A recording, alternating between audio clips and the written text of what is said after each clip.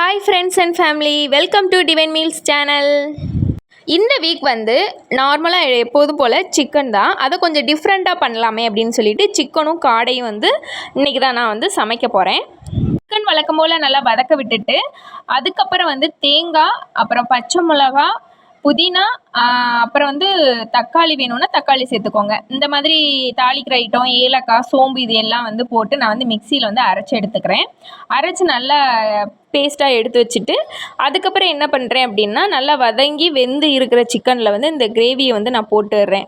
போட்டு நல்லா வந்து மிளகாத்தூள் தேவையான அளவு போட்டு நல்லா வந்து தண்ணியை ஊற்றி கொதிக்க விட்டுடுறேன். கொதிக்க விட்டதுக்கப்புறம் ஒரு நல்ல ஒரு டேஸ்ட் கொடுக்கும். உங்களுக்கு வந்து இன்னும் வந்து கெட்டியாக இருக்கணும் அப்படின்னா லைட்டாக பொட்டுக்கல்ல வந்து சேர்த்துக்கோங்க. குழம்பு கொஞ்சம் ஒரு மாதிரி நல்லா கெட்டியாக இருக்கும், தண்ணியாக இல்லாமல் கெட்டியாக இருக்கும்.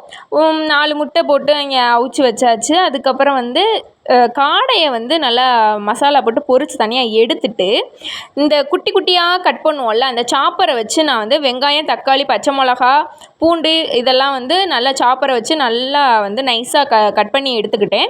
லைட்டாக எண்ணெய் ஊற்றி இதில் வந்து வெங்காயம், தக்காளி, பச்சை மிளகா, அதுக்கப்புறம் இஞ்சி பூண்டு பேஸ்ட்டு, அந்த நச்சு வச்சுருக்க பூண்டு இது எல்லாம் போட்டு கொஞ்சமாக வந்து மிளகாத்தூள் ஆட் பண்ணி உப்பு ஆட் பண்ணி இந்த மாதிரி பரட்டி எடுத்துக்கிட்டேன். லைட்டாக வந்து தண்ணி தெளிச்சுக்கணும், ரொம்ப தண்ணி தெளிக்கக்கூடாது.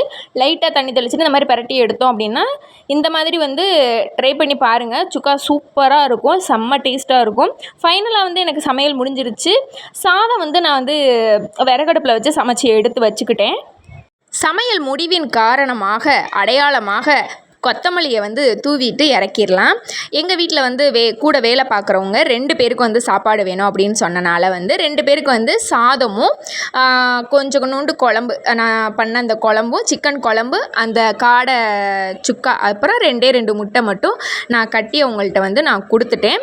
பசங்களுக்கும் சாப்பாடை கொடுத்துட்டு ஈவினிங் ஸ்நாக்ஸ் வந்து கந்தரப்பம் பண்ணலாம், செஞ்சு வந்து ரொம்ப நாள் ஆச்சு அப்படின்னு சொல்லிட்டு தான் அதுக்கு மெஷர்மெண்ட் எடுத்து அரிசியை வந்து ஊற வச்சிடறேன். இதுக்கு ஒன்றும் இல்லை, பச்சரிசியும் உளுந்தும் மட்டும் போதும். 1 hour ஊற வச்சுட்டு வெள்ளைப்பாகு ஊற்றி நம்ம வந்து ஊற்றி வந்து எண்ணெயில் ஊற்றி வந்து எடுக்க வேண்டியதான். செம்ம டேஸ்ட்டாக இருக்கும். இதிலே வந்து இனிப்பு இல்லாத கந்தரப்பமும் இருக்கும், அதுவும் செம்ம டேஸ்ட்டாக இருக்கும். அது கூட வந்து கார சட்னி வந்து வச்சு சாப்பிட்டோன்னா அல்டிமேட்டாக இருக்கும்.